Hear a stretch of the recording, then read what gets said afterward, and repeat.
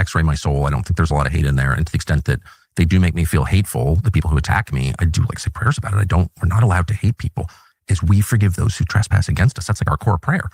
So I just feel like it's I don't know. Am I being paranoid? I feel like going on about the Jews helps the neocons. Well, what about my views do you think are unreasonable if you're reasonable? I think, again, I don't think it's cucky. I think it's reality to say that guilt is not inherited. Blood guilt is bad. One of the reasons that I'm mad about Gaza is because the Israeli position is everyone who lives in Gaza is a terrorist because of how they were born, including the women and the children. That's not a Western view. That's an Eastern view. That's a non-Christian. That's totally incompatible with Christianity and Western civilization. They say, we're defenders of Western civilization. Not with that attitude. Collective punishment is the enemy of Western civilization. Yeah. Tucker, the question is, what views that Nick has that you disagree with or think are unreasonable? That's the question. And so I hate that attitude. It's genocidal. The current claims that I'm a cancer, from Ben Shapiro, whatever, we need to be excised from the body of conservatism is a genocidal position. Tucker, can you hear me? The question is, what position does Nick have that's unreasonable? That it basically encourages violence, as they well know. The whole thing I hate. Mm-hmm. So anytime you say a whole group of people is responsible for the sins of some of its members,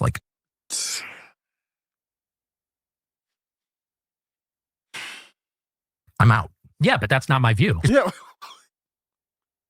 What is happening? What is happening right now? Do you see my problem with Tucker? What is this? I asked you a clear, simple question. It's not. Okay. So so tell me your views. Rather than you're one of those people.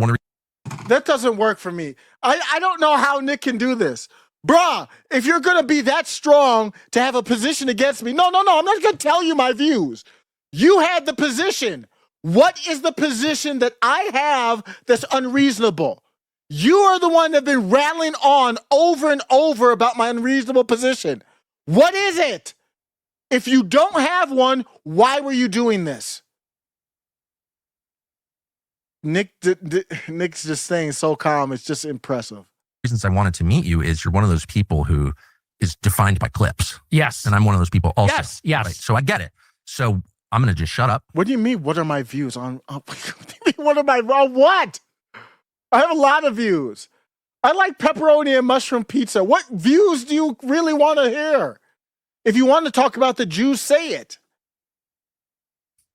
And you tell me what you actually believe. Yeah. Well, and listen, and I appreciate you saying that because that's just the reality of the media environment we're in. So I don't expect you to know all my views, but as far as the Jews are concerned, I think that, like I said, you cannot actually divorce Israel and the neocons and all those things that you talk about from Jewishness, ethnicity, religion, identity. And let me give you a perfect example. So you say on your show that we need to treat Israel like any other country. And I sort of understand that in principle because Israel is another foreign country. Yeah. But Israel is unlike every other country in the sense that because the Jewish people are in a diaspora all over the world, there are significant numbers of Jews in Europe, but also in the United States. And because of their unique heritage and story, which is that they're a stateless people, they're unassimilable, they resist assimilation for thousands of years. And I think that's a good thing. And now they have this territory in Israel. There's a deep religious affection for the state. It's bound up in their identity, the story of the Exodus from Egypt, the promise of the land, all these things. So let's say in the United States, for example, somebody like a Sheldon Adelson, he's not Israeli. Is he an ideological neocon? Does he believe in the promise of democratic globalism? I don't think necessarily. His heart is in Israel. And it's because he is a proud Jewish person. And I guess what I'm saying is that if you are a Jewish person in America, you're sort of, and again, it's not because they're born, but it's sort of a rational self-interest politically to say, I'm a minority. I'm a religious ethnic minority. This is not really my home. My ancestral home is in Israel. There's a natural affinity that Jews have for Israel. And I would say on top of that, for the international Jewish community. They're extremely organized. And many of them are critical of Israel or Israel's current government or the project of Israel. But I guess what they have in common, unlike, let's say, Singapore, for example, is that they have this international community across borders, extremely organized, that is putting the interests of themselves before the interests of their home country. And there's no other country that has a similar arrangement like that. No other country has a strong identity like that, this religious blood and soil conviction, this history of being in the diaspora, stateless, wandering, persecuted, and in particular, the historic animosity between the Jewish people and the Europeans. They hate the Romans because the Romans destroyed the temple. That's why Eric Weinstein goes to the Arch of Titus and gives it the finger and takes a picture. Yep. We don't think like that as Americans and white people. We don't think about the Roman Empire in 2,000 years ago. They do. And so I guess that's really, and I don't think that's me saying the Jews. I don't think that's me being hateful. I don't think that's me being collectivist. I think that's understanding that identity politics, whether you love it or hate it, whatever you feel about it, it's a reality that we live in. I learned very quickly, because I think when I first started the channel, I started with a black topic, but I think I was probably, I have to go back to the old videos, but I think it feels like 30 years ago. But I feel like I was anti-identity politics. But I quickly learned you can be anti-identity politics, but race is real, identity is real, and identity politics will come for you, whether you are for it or not. It's impossible to not be for identity politics. That just means you get railroaded by those who are. So identity politics is not something, I mean, we look at the identity. When we talk about this whole redistricting maps all over the country, I mean, what is it basically?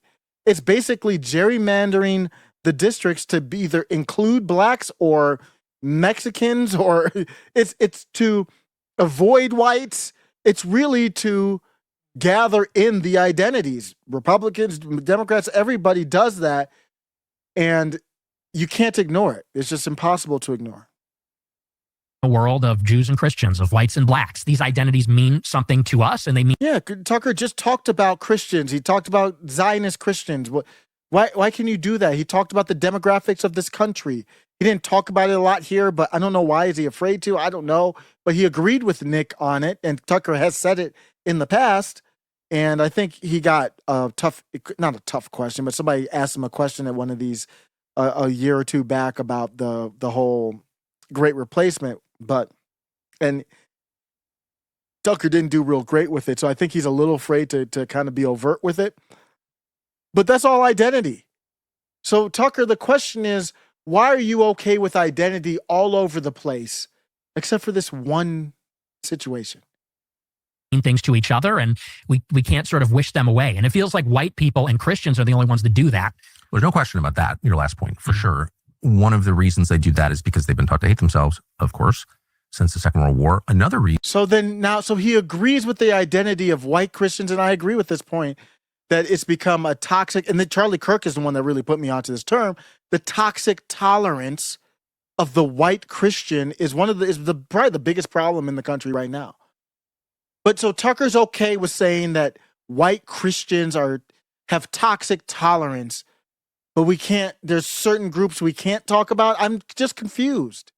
Reason is, however, the reality of a multi-ethnic country requires you to sort of set aside community or group interests in favor of corporate interests, universal interests, national interests. And you have to do that or else it doesn't work. And so I agree those attitudes. And Nick's take is that the Jews don't do that. That's his take. Certainly in other parts of the world, people think this way, but you can't have that here. And so it's just important to remind everybody that, things may be generally true, but again, they're not always true. And there are people who just strongly disagree. And by the way, in the specific case of Israel, there are a ton of Orthodox who I know. Is there anything that Nick just said, Tucker, that you disagree with? Who are opposed to the state of Israel. They're they're more Jewish than Dave Rubin, a lot more. And yet they oppose it. Jeff Sachs is like the most wonderful man, who's Jewish and most articulate kind of critic of the state of Israel that I'm aware of. So I don't know, that's just meaningful. You can't, if everything is inherited, then there's no hope for the continuation of America. Mm-hmm. Do you see that? Yeah, I don't think it's genetically inherited. And what you're saying about putting aside the tribal interest for the corporate interest, that's absolutely the case. And that's the only way the country's going to stay together. Exactly. That's my concern. And I absolutely agree with you. I would say, though, that the main challenge to that, a big challenge to that, is organized Jewry in America. I don't think Bill Ackman is capable of that. I don't think Sheldon Adelson is capable of that. I don't think Yoram Hazony is capable of that. And notice Tucker has not disagreed with this. Is Peter Thiel capable of that? Or all these, and we're going to just talk about Zionists in general. Is Alex Karp capable of that? That, for that matter. And many other, on the right and the left. And I see Jewishness as the common denominator. And you're right. It's not all Jewish people feel the same way. No one would say that. I'm tired of having to do the qualification. We don't have to do that with any other group. You just talked about white Christians. You didn't say that it wasn't all white Christians. But that does seem to be the common denominator. And I just feel like it needs to be called out explicitly. And I like what you said the other day. If you're serving in another country's military or have dual citizenship, you really can't be a part of this project. Well, that's an easy one. But I am much more comfortable as a Christian and an American keeping it on that level because, it's easy to just set universal rules that apply to everyone, not just the Jews or the Christians or anybody, just like Americans can only serve in the U.S. military or they lose their passport. I mean, I don't know. That's not hard. And I don't know. Why not just say that? Say what? That. Why not make... He just said it. Every state... See, Tucker it's very similar, actually. It's the same as Patrick Bet-David. Tucker's just more articulate. Tucker's saying, Nick, why aren't you playing in the playground, in the sandbox? Once you start questioning Jews, and I would go there with Tucker. The system doesn't just lie. It turns dissent into a brand. And when you finally see that, you don't join a side, you burn the script. This is index red. No more games, no more masks, just the signal.